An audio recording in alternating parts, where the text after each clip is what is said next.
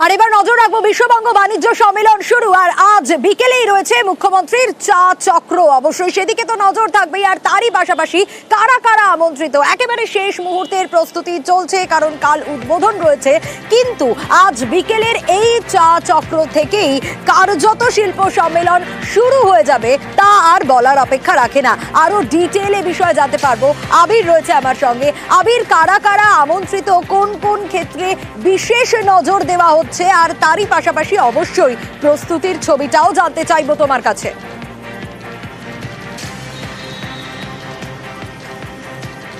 প্রথমত হচ্ছে যে শিল্প সম্মেলনের অষ্টম অধ্যায়ে এসে দাঁড়িয়ে সেমিকন্ডাক্টর হাব এবং এআই প্রযুক্তি নির্ভরের বিষয়, এই দুটি ক্ষেত্রে জোর দিতে চলেছে হচ্ছে রাজ্য। এবং শিল্প সম্মেলনের আসরে এই দুটি ক্ষেত্রের ওপরই বিশেষ আলোচনা এবং বিনিয়োগের সম্ভাবনার কথা এই দুটি ক্ষেত্রে থাকছে। তুমি জানো যে রাজ্যের শিল্প পরিকাঠামো গড়ে তোলার জন্য যে সমস্ত ব্যবস্থাগুলোকে গ্রহণ করে এগোনো দরকার, সেই ক্ষেত্রে দাঁড়িয়ে রাজ্য সরকারের তরফ থেকে কি পদক্ষেপ গ্রহণ করা হয়েছে বা কি কাজ করা হয়, গোটা বছর জুড়ে তার একটা প্রস্তুতি বৈঠক থাকে।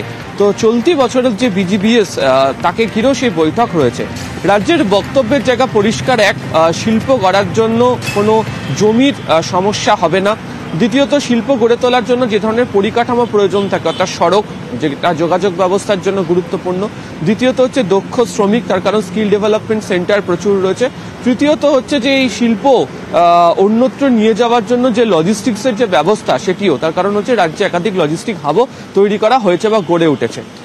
রাজ্যে ক্ষুদ্র শিল্পের ক্ষেত্রে যে ব্যাপক প্রসারতা হয়েছে এবং গোটা দেশের ক্ষেত্রে ক্ষুদ্র শিল্পের ক্ষেত্রে রাজ্য যথেষ্ট ভালো জায়গাতেও রয়েছে।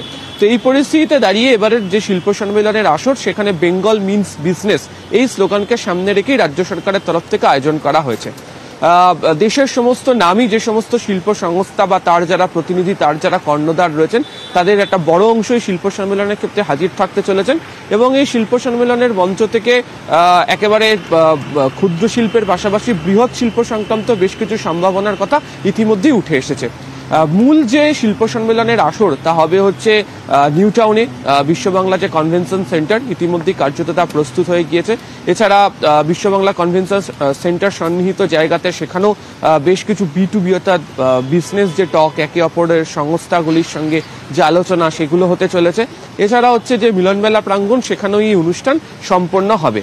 আর এই ক্ষেত্রে দাঁড়িয়ে হচ্ছে রাজ্যের যে পরিষ্কার যে বক্তব্যের যে জায়গা, যে রাজ্যে যারা বিনিয়োগ করতে চান, বিনিয়োগ করার ক্ষেত্রে কোনো ধরনের অসুবিধার সম্মুখীন তো হবেন না তারা।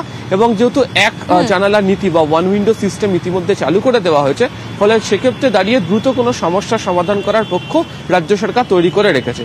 তো এই যাবতীয় বিষয়গুলোকে এক ছাতার তলায় বা এক মোড়কে এনেছে রাজ্য সরকার, এবং এই ভিত্তিগুলোর উপরেই দাঁড়িয়ে রাজ্যের এই অষ্টম অধ্যায়ের যে বিজিবিএস বা বেঙ্গল গ্লোবাল বিজনেস সামিট তা শুরু হতে চলেছে আগামীকাল।